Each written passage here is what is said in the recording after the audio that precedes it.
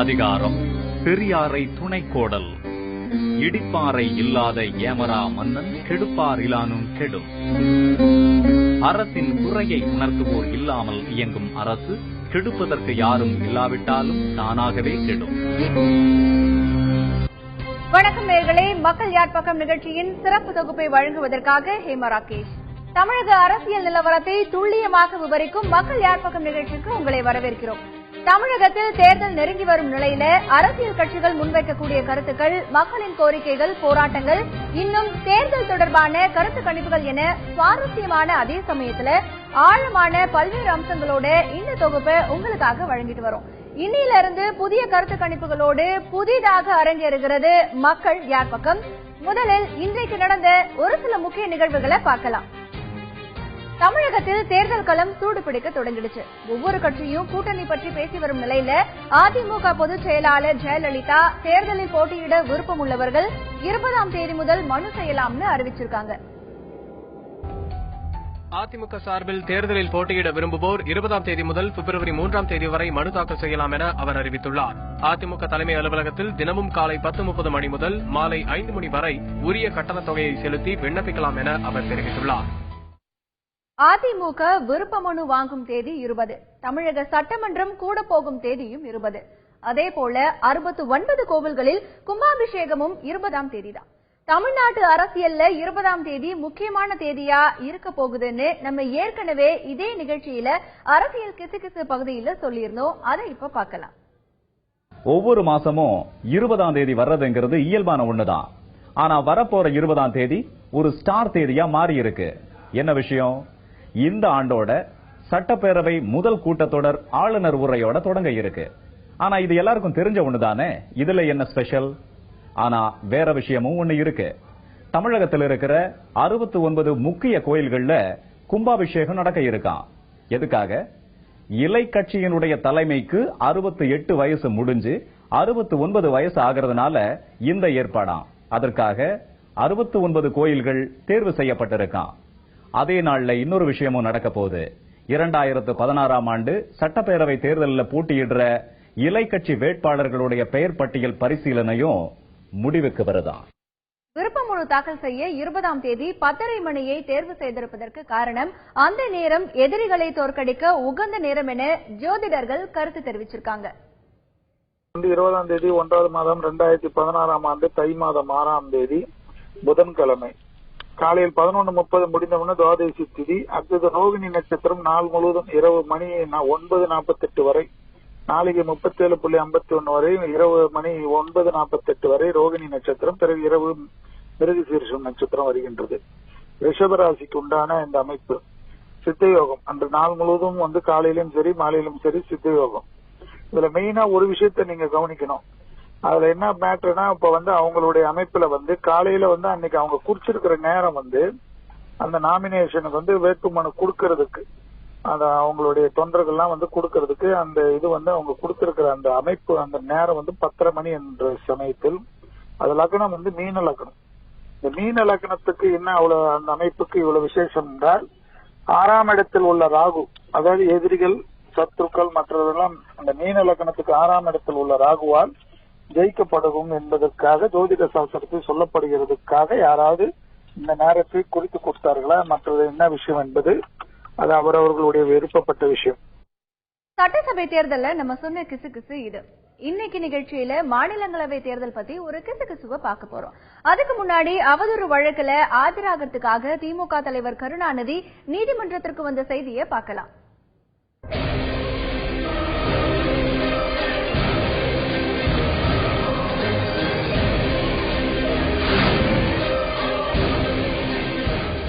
முதலமைச்சர் ஜெயலலிதா தொடர்ந்த அவதூறு வழக்கு விசாரணைக்காக திமுக தலைவர் கருணாநிதி இன்னைக்கு சென்னை முதன்மை அமர்வு நீதிமன்றத்தில் ஆஜரானார்.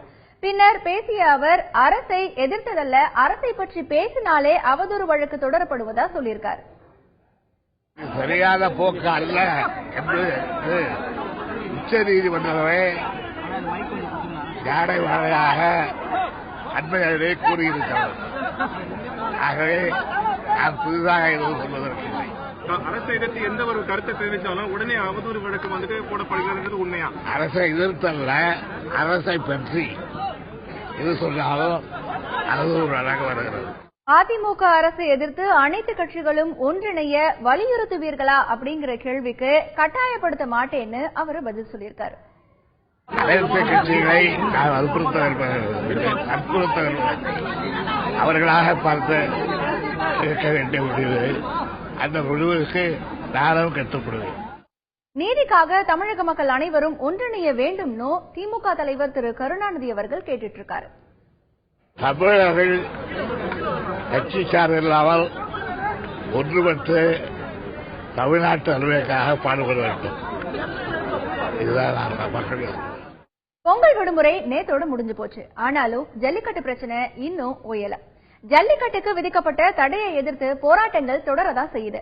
மதுரை அலங்காநல்லூர் பகுதி மக்கள் தங்களுடைய குடும்ப அட்டையையும் ஆதார் அட்டையையும் திரும்ப ஒப்படைக்க போறதா சொல்லி மாவட்ட ஆட்சியர் அலுவலகத்தை முற்றுகையிட்டு இருக்காங்க.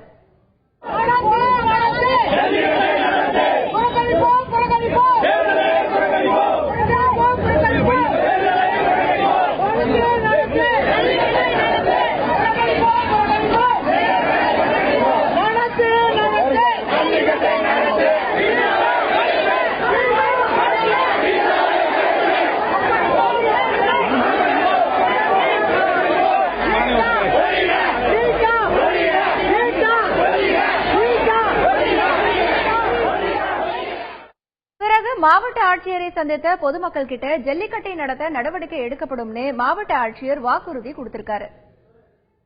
தமிழர்களின் பாரம்பரியம் வீர விளையாட்டான ஜல்லிக்கட்டு விழாவை தொடர்ந்து நடத்த கோரி மத்திய மாநில அரசுகளுக்கு வலியுறுத்தும் வண்ணம் மாவட்ட ஆட்சியர் அவர்களை சந்தித்து இன்றைய தினம் நாங்கள் அலங்காநல்லூர், வலசை, குரவன்குளம், ஒத்தவீடு கிராமங்களில் இருந்து அனைத்து பொதுமக்களும் ஒன்றாக திரண்டு வந்து தேர்தலை புறக்கணிப்பதென்றும் தேர்தல் வாக்குரிமையை கொடுத்த வாக்குச்சீட்டை மாவட்ட ஆட்சியரிடம் ஒப்படைப்பதென்றும் வந்தோம்.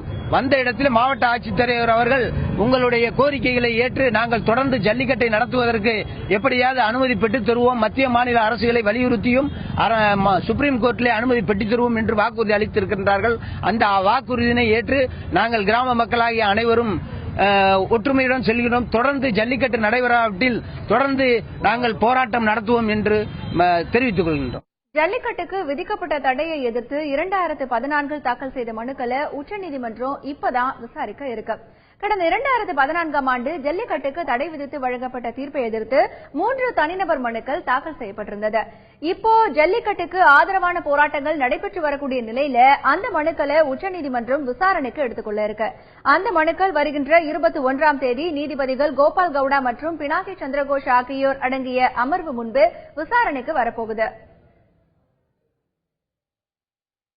2 நாட்களுக்கு முன்னால் சென்னை வந்திருந்த மரியாதைக்குரிய பிரகாஷ் ஜவடேகர் அவர்கள் தனிப்பட்ட முறையில் என்னோடு பேசும்பொழுது கூட சொன்னது, உண்மையிலேயே தமிழக மக்களின் உணர்வுகளை புரிந்து கொண்டு இந்த முறை எப்படியாவது ஜல்லிக்கட்டு நடைபெற வேண்டும் என்ற காரணத்திற்காகத்தான் அவசர ஆணை பிறப்பிக்கப்பட்டது. இந்த முறை எப்படியாவது ஜல்லிக்கட்டு நடைபெற வேண்டும் என்ற காரணத்திற்காகத்தான் அவசர ஆணை பிறப்பிக்கப்பட்டது. ஆனால் உச்சநீதிமன்றம் அதை தட்டி பறித்துக் கொண்டது. ஆனாலும் மத்திய அரசு சும்மா இருக்காது. வருங்காலத்தில் இந்த சட்ட சிக்கல்களை எல்லாம் சரி செய்து நிச்சயமாக ஜல்லிக்கட்டு கொண்டு வருவதற்கான அத்தனை முயற்சிகளையும் நாம் மேற்கொள்வோம். இதை எதிர்க்கட்சிகள் குற்றம் சாட்டுவதற்கு அவர்களுக்கு தார்மீக உரிமை இல்லை.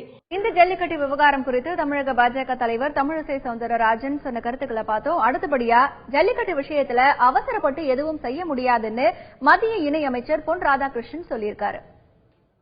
அனுமதியோடு கூடிய ஜல்லிக்கட்டை கூடிய விரைவில் நடத்த முடியும் என்கின்ற நம்பிக்கை இன்றும் எனக்கு இருக்கின்றது. உச்சநீதிமன்றம் இடைக்கால தீர்ப்பு வழங்கியிருக்கின்றது. 4 வார காலத்திற்கு விசாரணைகள் போன்றவை நடைபெற இருக்கின்றன. ஆகவே அவசரப்பட்டு எடுக்கக்கூடிய முடிவுகள் ஜல்லிக்கட்டை தொடர்ந்து நடத்துவதற்கு ஆபத்தாக முடியும் என்கின்ற காரணத்தால் அவசரப்பட்டு எடுக்கக்கூடிய முடிவுகள் ஜல்லிக்கட்டை தொடர்ந்து நடத்துவதற்கு ஆபத்தாக முடியும் என்கின்ற காரணத்தால் இப்போது எதுவும் செய்ய முடியாத நிலைமைகள் இருந்து கொண்டிருக்கின்றன. எனினும் இந்த ஆண்டுக்குள்ள ஜல்லிக்கட்டை நடத்துவதற்கு உரிய நடவடிக்கை எடுத்து விடலாம்னு பொன் ராதாகிருஷ்ணன் நம்பிக்கை தெரிவிச்சிருக்காரு. வருங்காலத்தில் நிச்சயம், வருங்காலம் என்று சொல்லும்போது நீண்ட காலம் அல்ல, இந்த ஆண்டுக்கு உள்ளாக மீண்டும் ஜல்லிக்கட்டை நடத்தக்கூடிய அளவுக்கு சூழ்நிலைகள் உருவாக்க முடியும் என்கின்ற நம்பிக்கை எனக்கு இருக்கு. ராஜீவ் கொலை வழக்கில் தண்டனை பெற்றிருக்கக்கூடிய 7 பேரை விடுவிக்க வேண்டும்னு தமிழ் திரைப்படத்துறையினர் வலியுறுத்தியிருக்காங்க. இது தொடர்பா முதலமைச்சர் ஜெயலலிதாவை சந்தித்து மனு அளிக்கப் போவதாகவும் அவங்க சொல்லியிருக்காங்க. முதல்வரை சந்தித்து ராஜீவ்காந்தி கொலை வழக்கில் அதன் காரணமாக சிறைப்பட்டு கிடக்கின்ற 7 பேரையும் ஏற்கனவே ஒரு முறை அவர்கள் விடுதலை செய்யப்படலாம் என்று கூறி மீண்டும் பல சட்ட சிக்கல்களா இல்ல வேறு சிக்கல்களா என்று தெரியவில்லை, மீண்டும் அவர்கள் சிறைக்குள்ளேயே வாடி கிடக்கிறார்கள். அவரை தங்களுடைய அதிகாரத்தில் மேன்மையாக என்னென்ன இருக்கிறதோ அந்த மேன்மையான அதிகாரத்தை எல்லாம் பயன்படுத்தி அந்த 7 பேரை மீண்டும் சமூகத்தில் உலாவர அனுமதிக்க வேண்டும் என்கின்ற வேண்டுகோளை தமிழக முதல்வர் அவர்களிடத்தில் நாங்கள் வைக்கப் போகிறோம். ஆயுள் தண்டனை கைதிகளா இருக்கிறவங்க 161வது பிரிவின்படி, அது கிரிமினல் குற்றத்தகம் 435, இது இந்திய அரசியலமைப்பு சட்டத்தில் 161வது பிரிவு மாநில அரசாங்கத்துக்கு ஒரு கட்டுப்பாடற்ற வரம்பற்ற ஒரு அதிகாரத்தை கொடுத்திருக்கு. அந்த அதிகாரத்துக்கு கீழே மாநில அரசாங்கம் தன்னுடைய அமைச்சரவை கூட்டி ஒரு தீர்மானம் எடுத்து அதை கவர்னருக்கு அனுப்பிச்சாங்கன்னா அவங்க ரிலீஸ் பண்ணணும். கவர்னர் அந்த மாநில அமைச்சரோடு பரிந்துரை ஏற்றுக்கொண்டு அதை அவரை விடுதலை செய்ய அதை ஏற்றுக்கொள்ள வேண்டுங்கிற ஒரு விதி இருக்கு. அந்த விதியின்படி விடுதலை செய்யலாம்ங்கிறது எங்க நோக்கம். 1993ஆம் ஆண்டு மும்பை தொடர் குண்டுவெடிப்பு சம்பவத்தின் போது AK-47 துப்பாக்கி வச்சிருந்ததா சஞ்சய் தத் கைது செய்யப்பட்டிருந்தார். தற்போது அவரை நல்லொழுக்கம் காரணமாக முன்கூட்டியே சிறையிலிருந்து விடுதலை செய்ய முடிவு பண்ணிருக்காங்க. தன்னையும் அதுபோல விடுதலை செய்ய வழி இருக்கிறதா என்பதை தெரிந்து கொள்வதற்காக பேரறிவாளன் தகவல் கேட்டு மராட்டிய சிறைக்கு கடிதம் அனுப்பியிருக்காரு. சஞ்சய் தத்தை போல பேரறிவாளன் உள்ளிட்டோரை விடுதலை செய்ய தமிழக அரசு நடவடிக்கை எடுக்க வேண்டும்னு இந்திய கம்யூனிஸ்ட் கட்சியின் மாநில செயலாளர் முத்தரசன் வலியுறுத்தியிருக்காரு. மத்திய அரசாங்கம் தலையிட்டு தமிழ்நாடு சட்டமன்றம் நிறைவேற்றிய தீர்மானத்திற்கு எதிராக உச்சநீதிமன்றத்தில் சென்று தடையாணை பெற்று அவர்களுடைய தண்டனை என்பது நீடித்துக் கொண்டே இருக்கிறது. சஞ்சய் தத் குண்டுகளை வீசினார் என்று ஒரு பயங்கரமான குற்றச்சாட்டு நிரூபிக்கப்பட்டு தண்டனை வழங்கப்பட்டு அவர் விடுதலை செய்யப்படுகிறார். பேரறிவாளனுடைய வழக்கில் அந்த வழக்கை பதிவு செய்த காவல்துறை அதிகாரி நான் தவறுதலாக செய்துவிட்டேன் என்று தெரிவித்திருக்கிறார். அதுவும் எல்லா நாளேடுகளிலும் தொலைக்காட்சியிலும் செய்தியாக வந்திருக்கிறது.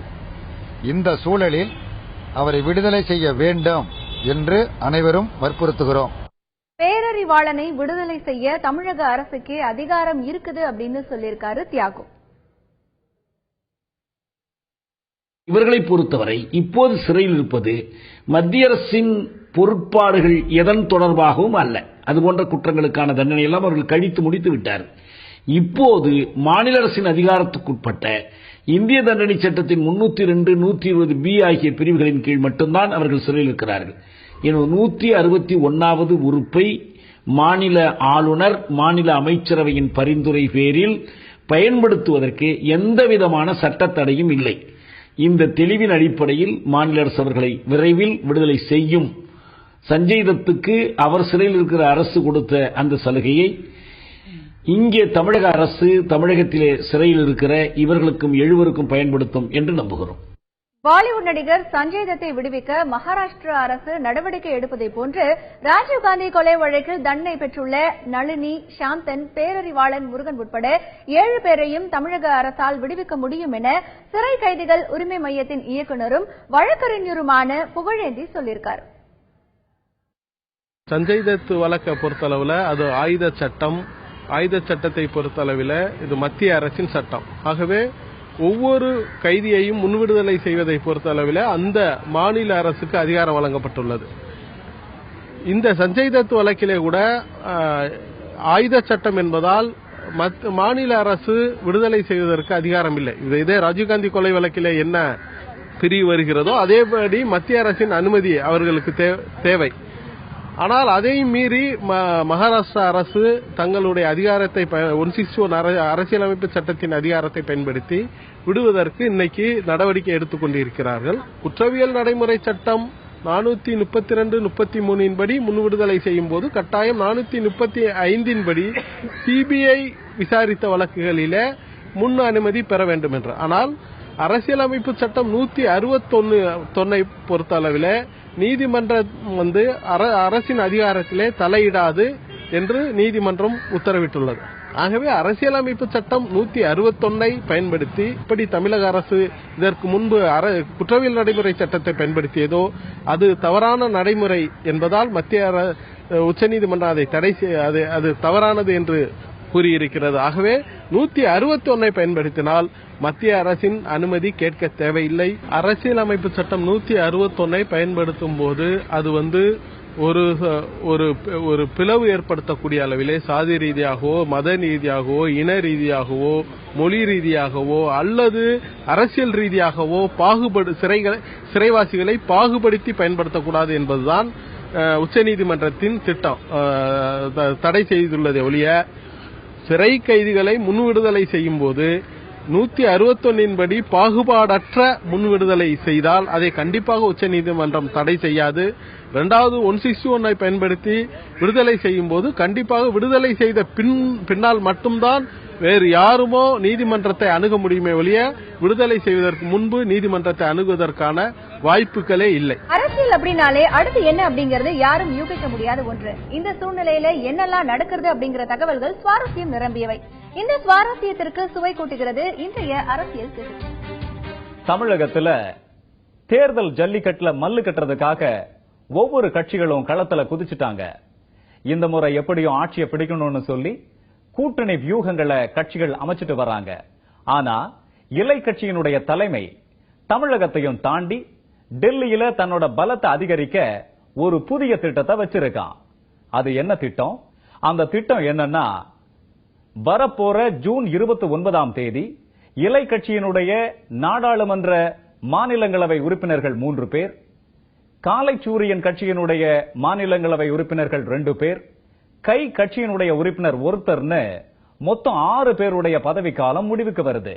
இதுக்காக சட்டப்பேரவை தேர்தலுக்கு முன்னாடியே நாடாளுமன்ற மாநிலங்களவை தேர்தலை நடத்தணும் அப்படிங்கிறது தான் இலை கட்சியினுடைய விருப்பம். அதுக்காக தேர்தல் ஆணையத்தை முன்கூட்டியே இந்த தேர்தலை நடத்த வைப்பதற்காக மத்திய அரசினுடைய உதவியை நாடியிருக்கான் இலை கட்சியினுடைய தலைமை. அந்த திட்டம் என்னன்னா, வரப்போற ஜூன் 29ஆம் தேதி இலை கட்சியினுடைய நாடாளுமன்ற மாநிலங்களவை உறுப்பினர்கள் 3 பேர், காலைச்சூரியன் கட்சியினுடைய மாநிலங்களவை உறுப்பினர்கள் 2 பேர், கை கட்சியினுடைய உறுப்பினர் ஒருத்தர்னு மொத்தம் 6 பேருடைய பதவிக்காலம் முடிவுக்கு வருது. இதுக்காக சட்டப்பேரவை தேர்தலுக்கு முன்னாடியே நாடாளுமன்ற மாநிலங்களவை தேர்தலை நடத்தணும் அப்படிங்கிறது தான் இலை கட்சியினுடைய விருப்பம். அதுக்காக தேர்தல் ஆணையத்தை முன்கூட்டியே இந்த தேர்தலை நடத்த வைப்பதற்காக மத்திய அரசினுடைய உதவியை நாடியிருக்கான் இலை கட்சியினுடைய தலைமை. ஏற்கனவே மக்களவையில 3வது பெரிய கட்சியாக இருக்கிற இலை கட்சி மாநிலங்களவையிலும் தன்னோட பலத்தை நிரூபிக்கணுங்கிறதுக்காக இந்த திட்டத்துல இறங்கி இருக்கான். இன்னைக்கு அரசியல் கிசுகிசு என்ன அப்படிங்கறத பார்த்தோம். அதற்கு அடுத்தபடியா மக்கள் யாழ்ப்பாக்கம் நிகழ்ச்சியில் இன்னையிலிருந்து புதிதா அரசியல் கருத்து கணிப்புகளை நம்ம பார்க்க போறோம். இன்றைய அரசியல் கருத்து கணிப்புகள் குறித்தும் இந்த கருத்து கணிப்புகள் பற்றி தங்களுடைய பல்வேறு கருத்துக்களையும் தகவல்களையும் பகிர்ந்து கொள்வதற்காக நம்முடைய செய்தி அரங்கிற்கு 2 விருந்தினர்கள் வருகை தந்திருக்காங்க. முதலில் மூத்த பத்திரிகையாளர் திரு ஜி.சி. சேகர் இன்றைக்கு இந்த நிகழ்ச்சிக்கு வருகை தந்திருக்கிறார். வணக்கம் திரு ஜி.சி. சேகர். அடுத்தபடியாக இந்த கருத்து கணிப்பு குறித்து பல்வேறு தகவல்களை நம்முடைய கடந்த நாடாளுமன்ற தேர்தலின் போதும் சரி, இப்பொழுது வர இருக்கக்கூடிய சட்டமன்ற தேர்தலின் போதும் சரி, பல்வேறு கருத்து கணிப்புகள் குறித்த தகவல்களை நம்மிடையே பெற்றுக்கொண்டு பல்வேறு தகவல்களையும் கருத்துக்களையும் பதிவு செய்ய வந்திருக்கிறார் கிறிஸ்டின்ஃபோ மீடியாவை சேர்ந்த திரு அருண் கிருஷ்ணமூர்த்தி. அவரையும் இந்த நிகழ்ச்சிக்கு வரவேற்கிறோம். வணக்கம் திரு அருண் கிருஷ்ணமூர்த்தி. இந்த அரசியல் கருத்து கணிப்பை பொறுத்த வரைக்கும் ஏன் இப்பொழுது இந்த கருத்து கணிப்பு அவசியமாகிறது அப்படிங்கிற ஒரு கேள்வி உங்களுக்கு எழலாம். கருத்து கணிப்பு என்பது தந்தி டிவிக்கு புதிதான ஒரு விஷயம் அல்ல. ஏற்கனவே 2 2014ஆம் ஆண்டு நடைபெற்ற நாடாளுமன்ற தேர்தல்ல நம்ம கருத்து கணிப்பு முடிவுகள் நடத்தி இந்தியாவிலேயே யாருமே சொல்ல முடியாத அளவுல கிட்டத்தட்ட ஒரு முடிவுகள் அப்படின்னு பார்க்கும் பொழுது 86.4% மிகச் சரியான முடிவுகளை நம்ம கொடுத்திருந்தோம். நேயர்களாகிய நீங்களும் அந்த கருத்து கணிப்பு முடிவுகளை பார்த்திருப்பீங்க. கடந்த 2014ஆம் ஆண்டு எந்தெந்த பகுதிகளில் எல்லாம் கிறிஸ்டியன் மீடியாவும் தந்தி தொலைக்காட்சியும் கருத்து கணிப்புகளை எடுத்தது அப்படிங்கிற விவரங்களை பார்த்தோம் அப்படின்னா, தமிழ்நாடு அரசியல் குறித்த கருத்து கணிப்பு 2014ஆம் ஆண்டு சென்னை, வேலூர், தர்மபுரி, கோயம்புத்தூர், மதுரை, திருச்சி உள்ளிட்ட நகரங்களில் வசிக்கக்கூடிய மக்கள் கிட்ட கருத்து கணிப்பை நம்ம எடுத்திருந்தோம். அதற்கு அடுத்தபடியாக வந்திருக்கக்கூடிய இடங்கள் என்று பார்க்கும் பொழுது நாகப்பட்டினம், சேலம், திருநெல்வேலி, கடலூர், புதுச்சேரி இந்த பகுதிகளில் வசிக்கக்கூடிய மக்கள் கிட்ட தேர்தல் குறித்த கருத்து கணிப்புகளை நம்ம எடுத்தோம். அதுல வந்திருக்கக்கூடிய, அதாவது ஏற்கனவே வந்த எக்ஸிட் போல் ரிசல்ட், தேர்தலுக்கு பிந்தைய கருத்து கணிப்புல நம்ம கொடுத்த தகவல்கள் என்ன அப்படின்னு பார்த்தோம்னா, மிக சரியான, அதாவது 86.4% மிகச் சரியான தகவல்கள் நம்ம கொடுத்திருந்தோம். கருத்து கணிப்பு கேட்கப்பட்ட மொத்த நபர்கள், அதாவது கடந்த 2014ஆம் ஆண்டு நடத்தப்பட்ட இந்த கருத்து கணிப்புல 2488 நபர்கள் கிட்ட நம்ம கருத்து கணிப்பு நடத்தி இருந்தோம். அதுல ஆண்கள் அப்படின்னு பார்த்தா 1255, பெண்கள் அப்படின்னு பார்த்தா 1233, மொத்தமாக 2488 பேர்கிட்ட இந்த கருத்து கணிப்பை நடத்தியிருந்தோம். அதற்கு அடுத்தபடியாக தந்தி தொலைக்காட்சி மற்றும் கிறிஸ்டியன் மீடியா அவங்க நம்ம சொன்ன சர்வே என்ன அப்படின்னு பார்த்தோம்னா, அதிமுக 24+5 29 இடங்களில் வெற்றி பெறும் அப்படின்னு சொல்லியிருந்தோம். கடந்த நாடாளுமன்ற தேர்தலில் திமுக 5 இடங்களில் வெற்றி பெறும்னு சொல்லியிருந்தோம். பாரதிய ஜனதா அணி 4+2 6 இடங்களை வெற்றி பெறும்னு சொல்லியிருந்தோம். 2014ஆம் ஆண்டு நடைபெற்ற நாடாளுமன்ற தேர்தலில் முடிவுகள் அப்படின்னு பார்க்கும்பொழுது கிட்டத்தட்ட ஒரு நெருக்கமான முடிவுகளை நம்ம தந்திருந்தோம். 2014ஆம் ஆண்டு நாடாளுமன்ற தேர்தல் முடிவுகள் அப்படின்னு பார்க்கும் பொழுது அதிமுக 37 இடங்களில் வெற்றி பெற்றது, பாஜக ஒரு இடத்திலும், பாமக ஒரு இடத்திலும், என்ஆர் காங்கிரஸ் ஒரு இடத்திலும் வெற்றி பெற்றது. அதாவது நம்ம சொல்லியிருந்தோம் 29 தொகுதிகளில் அதிமுக வெற்றி பெறும் அப்படின்னு, கிட்டத்தட்ட 37 தொகுதிகளில் அதிமுக வெற்றி பெற்றது. ஆக ஒரு இந்தியாவிலேயே யாரும் கணிக்க முடியாத ஒரு கிட்டத்தட்ட ஒரு முடிவுகளை நம்ம கணிச்சிருந்தோம். இப்போ சட்டமன்ற தேர்தல் அப்படின்னு வரப்பொழுது பிப்ரவரி இறுதியிலோ அல்லது மார்ச் முதல் வாரத்திலோ தேர்தலுக்கான தேதி அறிவிக்கப்பட இருக்கிறது. ஏப்ரல் இறுதியிலோ அல்லது மே முதல் வாரத்திலோ தேர்தல் வரக்கூடிய வாய்ப்புகள் இருக்கிறது. அதற்கான பணிகளும் தொடங்கி இருக்கிறது. ஆக இந்த சூழ்நிலையில இன்னிலிருந்து அரசியல் கருத்து கணிப்புல நம்ம தொடங்க இருக்கோம். இந்த அரசியல் கருத்து கணிப்பில் இன்றைக்கு முதலில் மக்களிடத்தில் கேட்கப்பட்ட கேள்வி என்ன அப்படின்னு பார்த்தா, கிறிஸ்டியன் மீடியாவும் தந்தி தொலைக்காட்சியும் நடத்திய இந்த கருத்து கணிப்பில் முதன்முதலாக நம்ம கேட்ட ஒரு கேள்வி, அரசியலில் ஈடுபட ஆர்வம் இருக்கிறதா அப்படிங்கிற ஒரு கேள்வியை நம்ம மக்கள் கிட்ட முன் வச்சோம். அதுல 53% பேர் ஆம் அப்படின்னு பதில் சொல்லிருக்காங்க.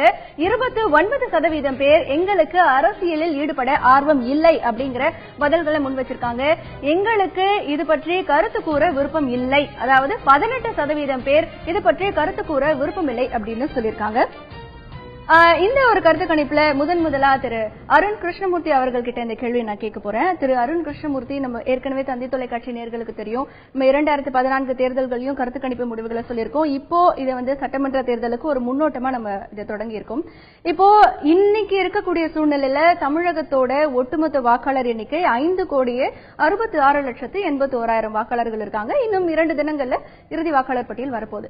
ஆக இந்த ஒரு கருத்து கணிப்புகளுடைய முடிவு அப்படிங்கிறது இந்த ஒட்டுமொத்த வாக்காளர்களுடைய மனதை பிரதிபலிக்கும்னு எடுத்துக்கலாம். இப்போ நம்ம என்ன சொல்ல வரோம் அப்படின்னா, ஒருத்தரா போய் எல்லார்கிட்டயும் ஓட்டு நீங்க யாருக்கு போடுவீங்கன்னு கேட்கிற ஒரு முயற்சி கிடையாது. ஆனா என்ன ஒரு பல்ஸ், ஒரு முன்னோட்டம், அதை தான் நம்ம கொடுக்க எதிர்பார்க்கிறோம். நம்ம இந்த கருத்து கணிப்போடைய ஒரு முக்கியத்துவம் என்னன்னு பாத்தீங்கன்னா, இது இப்பவே நம்ம எந்த கட்சி ஜெயிக்க போகுது, எங்க ஜெயிக்க போகுது அதை பத்தி பேச போறது இல்ல. அரசியல் மனநிலை என்ன, மக்களுக்கு அரசியல் பத்தின கருத்துகள் என்ன, இது வரைக்கும் நம்ம யாரும் வெளில கொண்டு வராதனாலதான் இப்படி ஒரு முயற்சி. இந்த முயற்சியில நம்ம என்ன கொண்டு வர பாக்குறோம் அப்படின்னா, மக்களுக்கு அரசியலில் இருக்கக்கூடிய ஆர்வங்கள், அவர்களுக்கு இருக்கக்கூடிய பிடித்தது பிடிக்காதது, மக்கள் அரசியல் அப்படின்னு வரும்போது ஒரு ஜெனரல் சர்வேயா தான் இதை எடுத்திருக்கோம். நீங்க ஆரம்பத்திலேயே சொன்ன மாதிரி 2500 பேர் கிட்ட இந்த பர்டிகுலர் சர்வேக்கு எடுத்திருக்கோம். 2014 லோக்சபா எலெக்ஷனுக்கு ஒரு பெரிய சாம்பிள் சைஸ், கிட்டத்தட்ட 32,000 பேர் கிட்ட ஓவர் பீரியட் ஆஃப் 2 months நம்ம சர்வே எடுத்தோம். அப்படிதான் நம்ம நீங்க ஸ்லைடு காட்டின மாதிரி கூட என்டிஏக்கு நம்ம 4 சீட் கொடுத்தோம், 3 சீட் ஜெயிச்சாங்க, 1 சீட் தவிர. ஏடிஎம்கேக்கு 29+3 அதுவும் வந்தது. அந்த ஆப்போசிஷன், பிரைமரி ஆப்போசிஷனுக்கு கொடுத்த சீட்ஸ் தான் நம்ம தவறுதலா கணிச்சிருந்தோம். அது கூட நம்மளுடைய ஓட் ஷேர் பர்சன்டேஜ் கரெக்டா தான் வந்தது. அதனாலதான் இதுக்கு அடுத்தபடியா ஒரு அறிவியல் பூர்வமான ஒரு இது இருக்கும்போது நம்ம அடுத்தது என்ன பண்றோம்னா ஜெனரிக் சர்வே, அதாவது ஒரு அரசியல் பத்தின மக்களுடைய எதிர்பார்ப்புகள் என்ன, கருத்துக்கள் என்னன்னு தெரிஞ்சுக்கிறது தான் இந்த கருத்துக்கள். நிச்சயமா திரு அருண் கிருஷ்ணமூர்த்தி அவர்கள் சொன்னது போல காலங்கள் மாறி இருக்கிறது, காட்சிகளும் மாறி இருக்கிறது. இந்த காலங்கள் காட்சிகள் அரசியலில் என்ன மாதிரியான மாற்றங்களை ஏற்படுத்தி இருக்கிறது? ஏன்னா கடந்த காலங்களை பொறுத்தவரை கிட்டத்தட்ட ஒரு 50 ஆண்டுகள்ல படித்தவர்களுடைய எண்ணிக்கை அதிகமாக இருக்கிறது, தேர்தல்கள்ல பல்வேறு மாற்றங்கள் புகுத்தப்பட்டு இருக்கிறது. இந்த சூழ்நிலையில அரசியல் ஆர்வம் அப்படிங்கிறது பொதுமக்கள் கிட்ட சரி, அது கிராமப்புறமா இருந்தாலும் நகர்ப்புறமா இருந்தாலும் பெண்களாக இருந்தாலும் அவர்கள் கிட்ட என்ன மாதிரியான ஒரு மாற்றத்தை ஏற்படுத்தி இருக்கிறது போன்ற ஒரு முதல் கட்ட ஒரு கருத்து கணிப்பை நம்ம இப்ப பாத்துக்கிட்டு இருக்கோம்.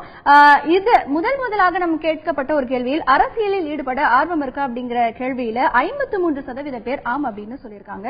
இதுல 53% பேர் ஆம்னு சொல்லியிருக்காங்க திரு அருண் கிருஷ்ணமூர்த்தி. இதுல பெண்கள் எத்தனை சதவீதம் பேர் ஆம் அப்படின்னு அரசியலில் ஈடுபட ஆர்வம் உண்டா அப்படிங்கிறது மட்டும் இல்ல, இது எப்படின்னா அரசியலில் ஆர்வம் உண்டா அப்படின்னு ஜெனரிக்கா பார்க்கணும். இது அந்த மாதிரி ஒரு கேள்வி. ஈடுபட ஆர்வம்னா ஆக்டிவ் இன்ட்ரெஸ்ட், அதாவது நீங்க அரசியல் பத்தி பேசுவீங்களா, அரசியல் விஷயங்கள் நடக்கும் போது அதுல உங்களுடைய ஈடுபாடு எவ்வளவு, உங்களுக்கு எவ்வளவு தெரியும், அப்படி கேட்கப்பட்ட ஒரு கேள்வி இது. அவங்க டைரக்டா அரசியல்ல குதிப்பாங்களான்னு நம்ம கேட்கல, அவங்களுடைய பங்களிப்பு அரசியல்ல இருக்குமான்னு கேட்டதுக்கு தான் இந்த பதில். இதுல 53% நான் அரசியல் டே டு டே அரசியல்ல என்ன நடக்குது, நான் அதுல பங்களிப்பு இருக்கு அப்படின்னு சொன்னதுல கிட்டத்தட்ட அந்த 53%ல 29%, அதான் அந்த 53% நீங்க 100% மாத்தினீங்கன்னா ஒரு 30% பெண்கள். 30% பெண்கள் இன்றைக்கு ஒரு அரசியல் மீதான ஆர்வம் அவங்களுக்கு அதிகரித்திருக்கு அப்படின்னு சொல்லலாம். திரு ஜி.சி. சேகர், இப்ப கடந்த காலங்களை பொறுத்த வரைக்கும் இப்ப இருக்கக்கூடிய இளைய தலைமுறையினர் மத்தியில அரசியல் அப்படிங்கிற விஷயத்தை அவங்க எப்படி பாக்குறாங்க? ஏன்னா இன்னைக்கு இருக்கக்கூடிய சூழ்நிலையில தாராளமயம் பல்வேறு விஷயங்கள் எல்லாம் இருக்கும் பொழுது அவங்களுக்கு நான் ஒரு நல்ல கம்பெனில ஒர்க் பண்ணணும், நான் நிறைய சேலரி வாங்கணும், நான் அப்ராட் போகணும் அப்படிங்கிற ஒரு ஆசைகள் கனவுகள் எல்லாமே இருக்கு.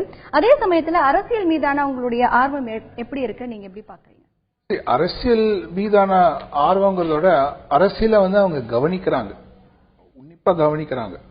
அதுல ஆர்வம்னா அதுல குதிச்சு அதுல ஈடுபட்டு ஒரு கட்சியை சேர்ந்து ஒரு ஃபார்மேட்டுக்குள்ள நுழைஞ்சு அவங்க அரசியல்ல செயல்படணும்னு இருக்காங்களான்னா என்னை பொறுத்த வரைக்கும் அவங்க இல்லைன்னு தான் எனக்கு தோணுது. பட் அதை சீரியஸா ஃபாலோ பண்றாங்க, அதை அரசியல்ல அவங்களுக்கு இன்ட்ரெஸ்ட் இருக்கு காட்டுறாங்க. அது அந்த லெவல்ல தான் இருக்கு. அதை பத்தி ஒரு கமெண்ட் கொடுக்கறாங்க. ஏன்னா இப்போ சோசியல் மீடியாங்கிற ஒரு பெரிய டூல் ஒன்று வந்திருக்கு. அது மூலமா அவங்களோட ஏதாவது ஒரு ஈவெண்ட் இருந்ததுன்னா உடனே அதை பத்தி ஒரு கமெண்ட் போடுறாங்க, ஒரு மீம்ஸ் போடுறாங்க. அதெல்லாம் பாத்தீங்கன்னா யங்ஸ்டர்ஸ் தான் அதெல்லாம் நிறைய செய்யறாங்க. பட் இதுவே ஒரு அரசியல் ஆக்டிவிட்டியா டிரான்ஸ்லேட் ஆகுதா அப்படின்னா எனக்கு என்னமோ இல்லைன்னு தான் தோணுது. ஏன்னா இப்ப கூட நீங்க பாத்தீங்கன்னா ஆர்கனைஸ்ட் அரசியல் செட்டப், ஒரு கட்சி சார்ந்த அரசியல் நீங்க பாத்தீங்கன்னா அதுக்குள்ள அரசியலுக்கு வரக்கூடியவங்க பாத்தீங்கன்னா அதுல ஆல்ரெடி இருக்கிற அரசியல்வாதிகளோட குழந்தைகள், அவங்களுடைய உறவுக்காரங்க, அவங்களாம் தான் வராங்க. ஏன்னா அவங்களுக்கு தெரியும் இந்த அரசியல்ங்கிறதும் ஒரு பிசினஸ் அப்படிங்கிற ஒரு நிலைமை தான் தமிழ்நாட்டில் வந்திருக்கு. தமிழ்நாடு இந்தியாலேயே நிறைய ஸ்டேட் அப்படிதான் இருக்கு. அரசியல் is another form of business. ஒரு பொது நலனுக்காக அரசியலுக்கு அவங்க வராங்கன்னு எனக்கு தோணல. அவங்க அதுக்கு ஆல்ரெடி இருக்கக்கூடிய அந்த அரசியல் செல்வாக்க பாதுகாத்துக்கணும், அவங்க ஃபேமிலிக்கு இருக்கிறத.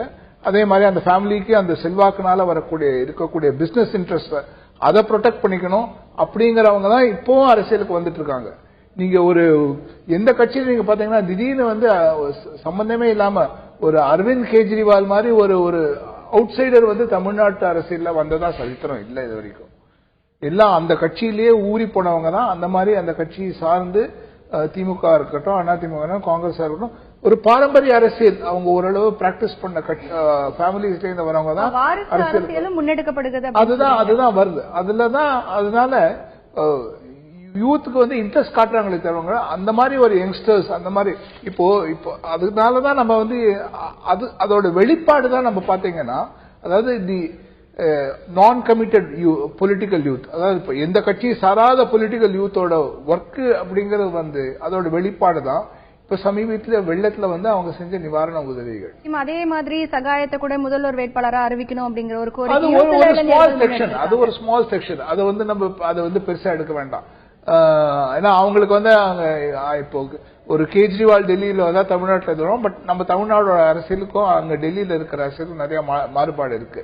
அதனாலதான் இங்க வந்து நீங்க நான் தான் சொல்றேன், that is the uncommitted voters but politically active politically sensitive voters, அவங்கெல்லாம் வந்து நாங்க அரசியலை ஃபாலோ பண்றோம்னு சொல்றாங்களே தவிர அவங்க அரசியல்ல குதிப்பாங்களாங்கன்னா இன்னும் டவுட்ஃபுல் தான். இன்று முதல் புதிதாக அரசியல் கருத்து கணிப்புகள் குறித்து பார்த்துக் கொண்டிருக்கிறோம். இந்த நிகழ்ச்சியில் பங்கேற்று தங்களுடைய கருத்துக்களை பதிவு செய்து வருகிறார்கள் மூத்த பத்திரிகையாளர் திரு ஜி.சி. சேகர் அவர்கள் மற்றும் கிருஷ்ணன் ஃபோ மீடியாவை சேர்ந்த திரு அருண் கிருஷ்ணமூர்த்தி அவர்கள். திரு அருண் கிருஷ்ணமூர்த்தி, அரசியல் விரும்புவதற்கு பல்வேறு காரணங்கள் வந்து முன் வச்சிருப்பாங்க. அதாவது கிட்டத்தட்ட ஒரு 53% பேர் வந்து எங்களுக்கு விருப்பம் இருக்கு அப்படின்னு சொல்லியிருக்காங்க. அரசியல் ஈர்க்கப்பட்டதற்கு என்ன மாதிரியான காரணங்கள் எல்லாம் அவங்க முன் வச்சிருக்காங்க? சார் சொன்னாப்ல பல பேர் வந்து அரசியலுக்கு இப்போ பிசினஸா பார்த்தாலும் மக்கள் மனதளவுல இருக்கக்கூடிய ஒரு இது என்னன்னா, அரசியலுக்கு வந்தா நிறைய சமுதாயத்துக்கு நல்லது பண்ணலாம் அப்படிங்கிற ஒரு எண்ணம், அது ரொம்ப பிரதிபலிக்கப்பட்டது. அடுத்தது வந்து அரசியல்ல வந்தா ஒரு பதவி, அந்த பதவிக்கு ஒரு சில அட்மினிஸ்ட்ரேட்டிவ் பவர்ஸ் இருக்கு, அந்த சக்தியை வச்சுக்கிட்டு எத்தனையோ நல்ல விஷயங்கள் பண்ணலாம் அப்படிங்கிற ஒரு மோகமும் இருந்தது. இது மட்டும் இல்லாம அரசியலும் ஒரு நல்ல ப்ரொஃபஷன், அதுலயும் நான் இருக்கலாம் அப்படிங்கிற ஆசையும் வெளிப்பட்டது. அதெல்லாம் தான் காரணங்களா வச்சாங்க. நிச்சயமாக, அதாவது மக்களுக்கு ஒரு சேவை செய்ய வேண்டும் என்கின்ற ஒரு மனப்பான்மை பிரதானமாக இருந்திருக்கிறது. அதே நேரத்தில் அதிகாரத்தின் மீதான ஆசையும் இருக்கிறது. மேலும் அரசியல் என்பது ஒரு மிக முக்கியமான ஒரு வேலையாக பார்க்கப்படுகிறது. இதற்கு அடுத்தபடியாக தந்தி தொலைக்காட்சி இன்னொரு கேள்வியை பொதுமக்களிடம் முன்வைத்திருந்தது. அது என்ன கேள்வி என்று பார்க்கலாம். தமிழ்நாடு அரசியல் முன்னேற்றம் அடைந்திருக்கிறதா என்கின்ற ஒரு கேள்வி அவங்க கிட்ட கேட்கப்பட்டது. அதற்கு ஆம் அப்படின்னு 56% பேர் பதில் சொல்லியிருக்காங்க. இல்லை அப்படின்னு 33% பேர் பதில் சொல்லியிருக்காங்க. இந்த தமிழக அரசியல் குறித்து எங்களுக்கு கருத்து கூற விரும்பவில்லை அப்படின்னு 11% பேர் சொல்லியிருக்காங்க. இது பற்றி நாம் கேட்கலாம். அருண் கிருஷ்ணமூர்த்தி, நீங்க சொல்லுங்க.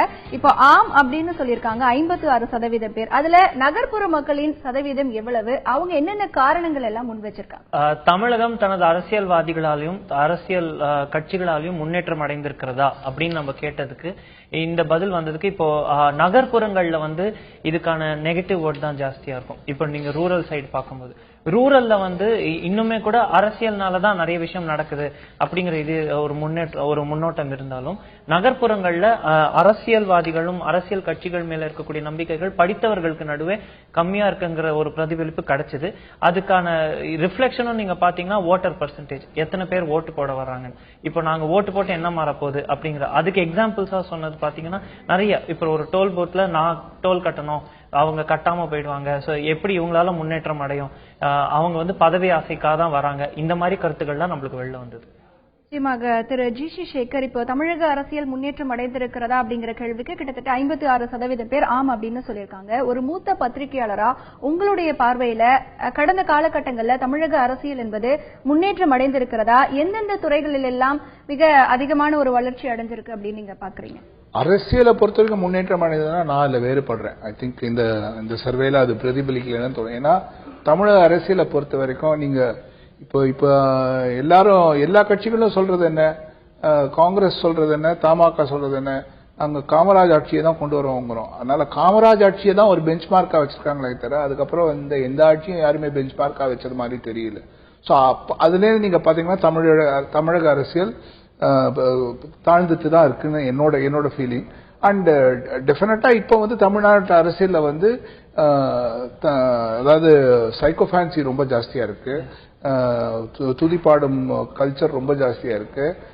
ஒரே ஒரு அரசியல் தலைவர், அந்த அரசியல் தலைவர் சொல்றதுதான் சட்டம் அப்படிங்கறது இன்னர் பார்ட்டி டெமோக்ரஸி இல்லாம போயாச்சு எல்லா கட்சியிலையும். இந்த மாதிரி ஒரு சிச்சுவேஷன் வந்து தமிழக அரசியல் முன்னேற்றம் அடைந்ததுன்னு அவங்க எப்படி சொல்லியிருக்காங்கன்னு எனக்கு தெரியல.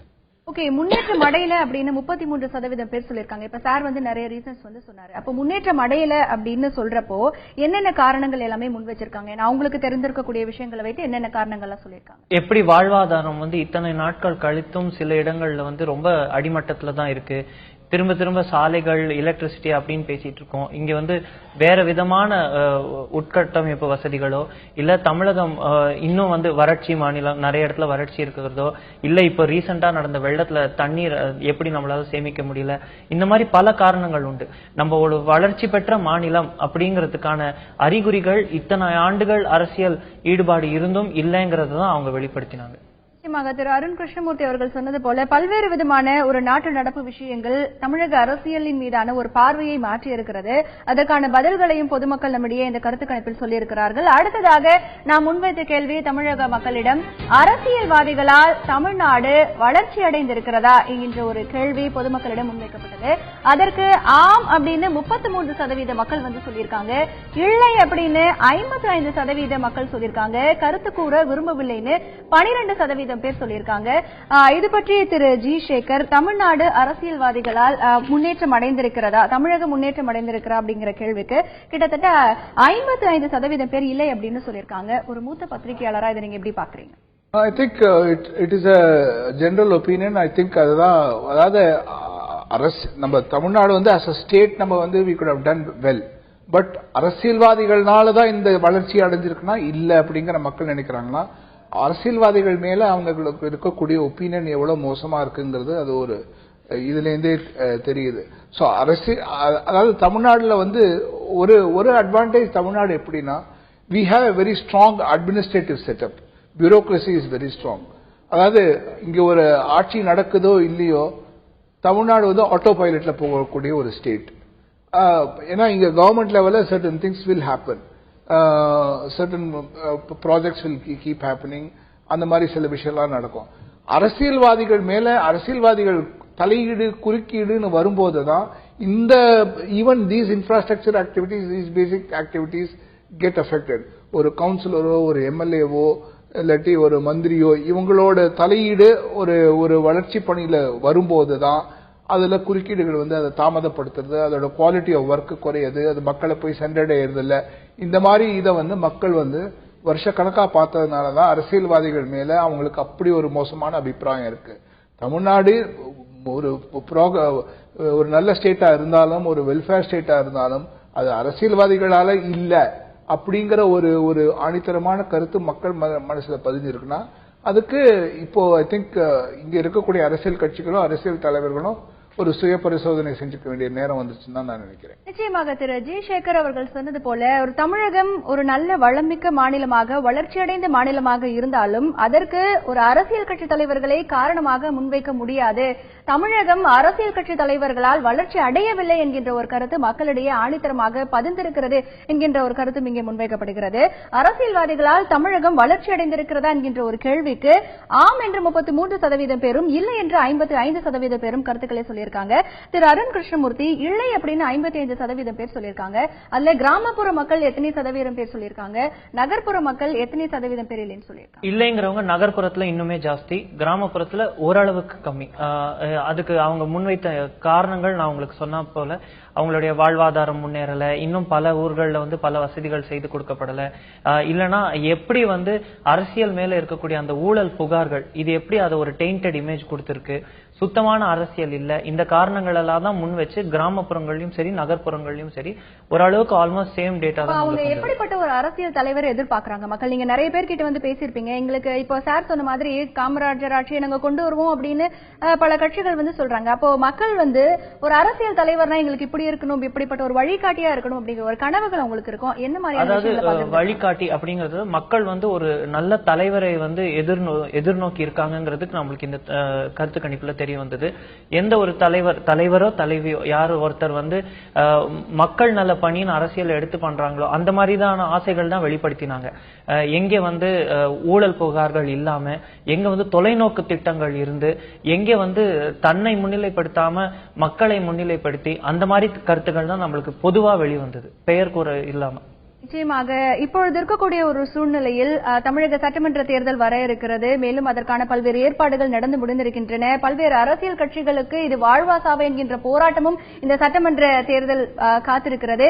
இந்த ஒரு சூழ்நிலையில் மக்கள் அரசியல் குறித்து என்ன நினைக்கிறார்கள்? கடந்த காலங்களை காட்டிலும் இந்த காலத்தில் அரசியல் மாற்றம் என்பது எப்படிப்பட்டதாக இருக்கிறது? இப்பொழுதைக்கு இருக்கக்கூடிய தலைவர்கள் என்பது மக்களுடைய ஆசைகளையும் மக்களுடைய தேவைகளையும் பூர்த்தி செய்யக்கூடிய வகையில் இருக்கிறார்களா, அல்லது தனி மனித துதிப்பாடும் வழக்கம் இன்னும் தொடர்ந்து கொண்டே இருக்கிறதா போன்ற கேள்விகளும் முன்வைக்கப்படுகின்றன.